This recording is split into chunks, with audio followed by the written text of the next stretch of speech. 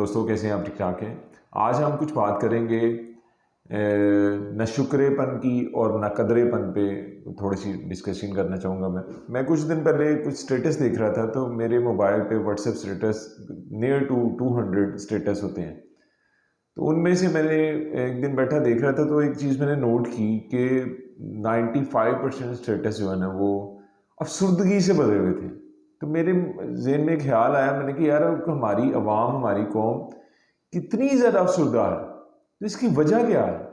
मैंने जो वजह तलाश की, वो वजह यही है कि जो हमारे अंदर न शुक्रापन है और न कदरापन है, उसकी वजह से अफसुर्दगी का आलम पैदा होता है। जैसे मैं कहता हूँ कि जिस हालात में जैसे भी हैं, खुश रहना सीखें।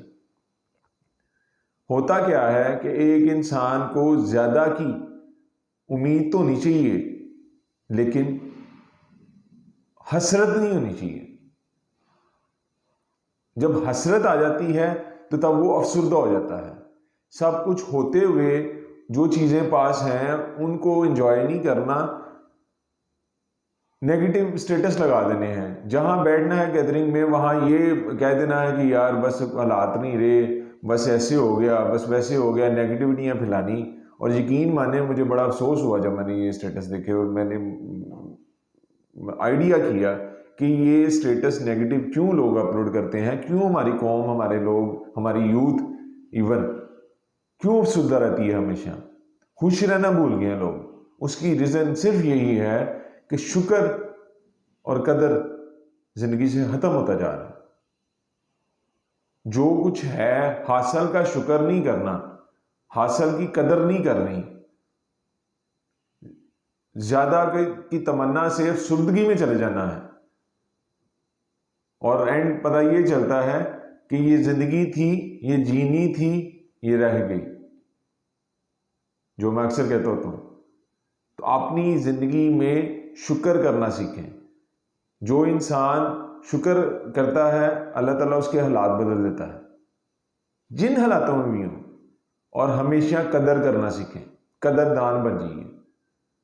जिस इंसान ने आपके लिए बेहतरी की है या जिस चीज ने आपकी जिंदगी में बेहतरी लाई है, उसकी कदर करें। हम क्या करते हैं कि उसकी कदर भूल के ज्यादा की ख्वाहिश में पड़ जाते हैं, ज्यादा की दौड़ में पड़ जाते हैं। जो चीज होती है उसकी कदर नहीं करते और उसमें हम अफसुर्दगी में चले जाते हैं। तो खुदारा शुक्र और कदर करना शुरू कीजिए, ताकि अफसुर्दगी से बचा जा सके। और हमेशा पॉजिटिव रहें, हमेशा मुस्कुराते रहें, हमेशा खुशियां बांटते रहें। यहां पे हमारी कौम का अलमिया बन गया है, हर टाइम गिले शिकवे, हर टाइम गिले शिकवे करती हुई नजर आती है। लीडरशिप पे गिले शिकवे करेंगे, अगर लीडरशिप पे गिले शिकवे ना करेंगे तो जहां पे काम कर रहे हैं उधर भी अपनी मैनेजमेंट में, अपने लीडरशिप के अगेंस्ट होंगे। अगर वहां ना होंगे, अपने सोशल हल्का में हमेशा किसी ना किसी पे गिला करेंगे। क्यों? कि इन लोगों ने मेरे ख्याल से इंडिपेंडेंटली जीने सीखा ही नहीं, अपनी आइडियोलॉजी बनाई नहीं। चंद एक चीजों में खुशियां समझते हैं और उन चीजों को ना हासिल होना अफसुर्दगी में ले जाता है। और इसी में आपकी जिंदगी गुजरती जाती है, डे बाय डे गुजरती जाती है। बाद में पता चलता है कि ये जिंदगी थी, ये जीनी थी, रह गई। अक्सर औकात आप माशरे में देखेंगे तो यही होगा, यार बस रहा कुछ नहीं है। और मैं एक और चीज बता दूं कि जब जो कुछ होता है उसको डिस्कस नहीं करते। डिस्कस हम ये करते हैं कि यार वो फलां देखे कितनी अच्छी गाड़ी पे जा रहा है, और अपनी आप भी किसी गाड़ी में बैठे हुए हैं, आप उसको भी देखें, आपको भी कोई वॉच कर रहा है और आपको भी कोई कह रहा है, वो भी फरियाद कर रहा है कि यार अल्लाह मेरे पास भी ये सवारी होनी चाहिए। लेकिन हमने जो ज्यादा से ज्यादा की तमा लगा ली है, वो हमें अफसुर्दगी की तरफ ले जाती है। जैसे मैं अक्सर कहता हूं, तो ये सीजन है शादियों का, आप देख लें कितने कितने कितने बड़े इवेंट्स करने हैं लोगों ने। तो जो सादगी है, जो आजी है, वो आपको डिस्टर्ब नहीं करती। हर इंसान, मैंने कई लोगों के साथ गुफ्तगू की ये शादी ब्याह के मामला में, हर बंदा मानता है इस चीज को कि हम कितना फजूल खर्च करते हैं, लेकिन वो करता भी है। वहां पे अगर जाके पूछा जाए ना उन्हें कि ये आपने तो सारा कुछ वैसे ही किया जो जिस चीज़ के आप अगेंस्ट थे, तो वहां पे कहता है जी मेरी मजबूरी थी। मजबूरी अगर पूछे मजबूरी क्या थी, मजबूरी यही थी जी अपने बहन भाइयों को, अपने अजीजों को, अरब को दिखाना था कि हम भी हैं। खुदारा ये हम भी हैं, क्या दिखाना और किन को दिखाना चाह रहे हैं, और कौन सी नाक है जो कटती हुई बचाना चाह रहे हैं।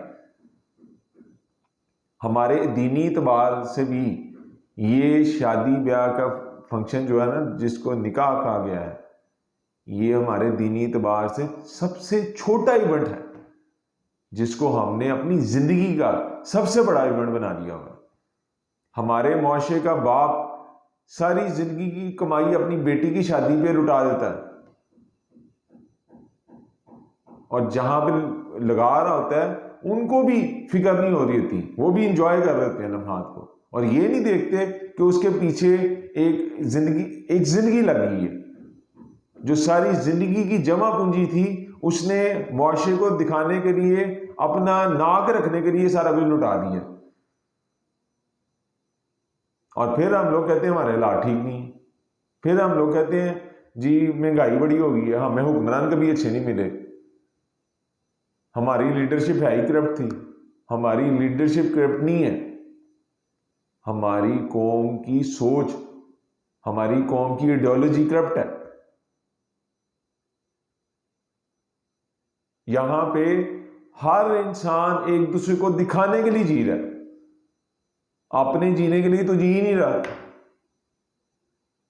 इवन कि यहां तक कहते हुए देखा जी मैंने अपना पेट काट के ये जी घर बनाया, मैंने मुश्किलात से गुजर के ये जहेज बनाया।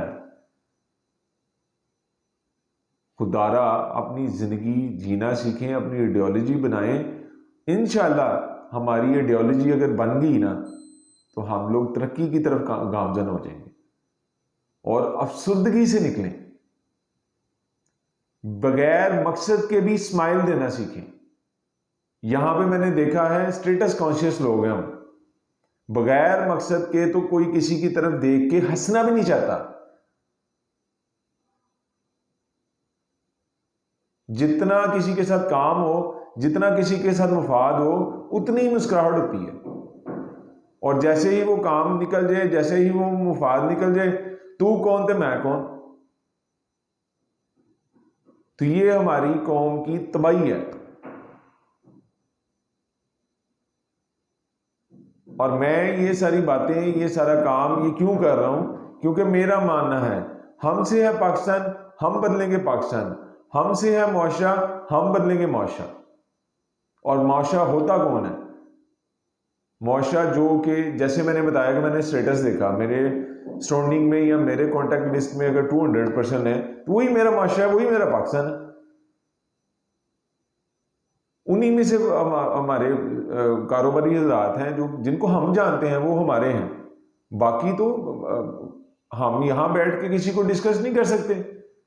हम यहाँ बैठ के किसी इस्लामाबाद में कोई पर्सन रह रहा है, कोई बंदा रह रहा है, कोई लाहौर में रह रहा है, कोई फैसलाबाद में रह रहा है, कोई गुजरांवाला में रह रहा है, कोई डस्का में रह रहा है, कोई कराची में रह रहा है, हम उनको यहाँ बैठ के कैसे डिस्कस कर सकते हैं? हमारा पाकिस्तान, हमारा मुआशरा तो हमारा सराउंडिंग है ना।